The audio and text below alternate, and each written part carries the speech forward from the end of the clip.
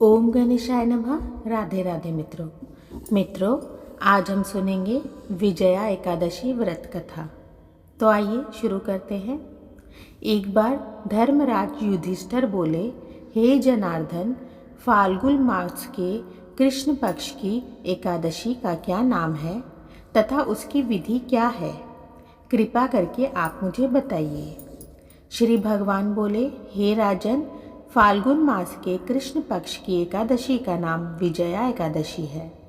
इसके व्रत के प्रभाव से मनुष्य को विजय प्राप्त होती है।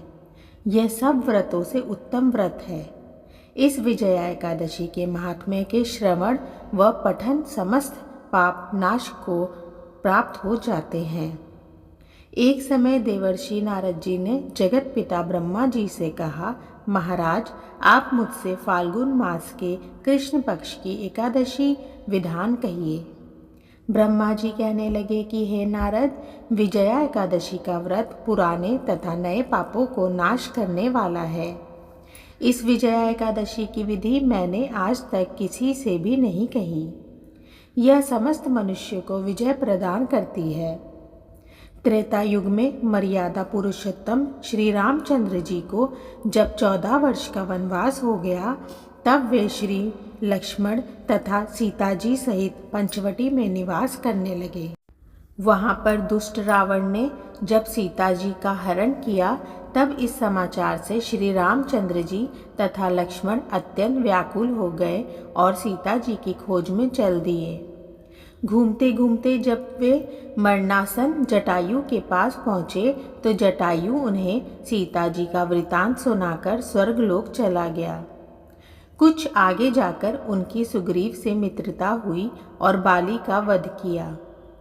हनुमान जी ने लंका में जाकर सीता जी का पता लगाया और उनसे श्री रामचंद्र जी और सुग्रीव की मित्रता का वर्णन किया। वहां से लौटकर हनुमान जी ने भगवान राम के पास आकर सब समाचार कहे। श्री रामचंद्र जी ने वानर सेना सहित सुग्रीव की संपत्ति से लंका को प्रस्थान किया। जब श्री रामचंद्र जी समुद्र से किनारे पहुँचे, तब उन्होंने मगरमच्छ आदि से युक्त उस अगाध समुद्र को देखकर लक्ष्मण जी से कहा कि इस समुद्र को हम किस प्रकार से पार कर सकेंगे। श्री लक्ष्मण ने कहा, हे पुराण पुरुषोत्तम, आप आदि पुरुष हैं, सब कुछ जानते हैं। यहाँ से आधा योजन दूर पर कुमारी द्वीप में वग्दालभ्य नाम के मुनि रहते हैं। उन्होंने अनेक ब्रह्मास्त्र देखे हैं। आप उनके पास जाइए, जाकर इसका उपाय पूछिए।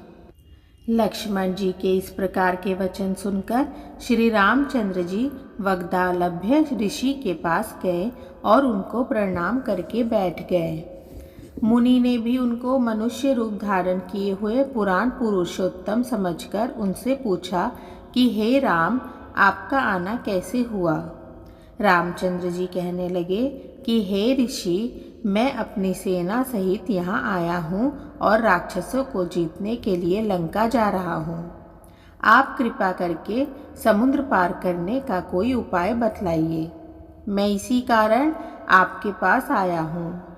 वग्दालभ्य ऋषि बोले कि हे राम, फाल्गुन मास के कृष्ण पक्ष की एकादशी का उत्तम व्रत करने से निश्चय ही आपकी विजय होगी। साथ ही आप समुद्र भी अवश्य पार कर लेंगे। इस व्रत की विधि यह है कि दशमी के दिन स्वर्ण, चांदी, तांबा या मिट्टी का एक घड़ा बनाएं। उस घड़े को जल से भरकर तथा 5 पल्लव रखकर वेदिका पर स्थापित करें। उस घड़े के नीचे सतंजा और ऊपर जौ रखें। उस पर श्री नारायण भगवान की स्वर्ण की मूर्ति स्थापित करें। एकादशी के दिन स्नान आदि से निवृत्त होकर धूप, दीप, नैवेद्य, नारियल आदि से भगवान की पूजा करें।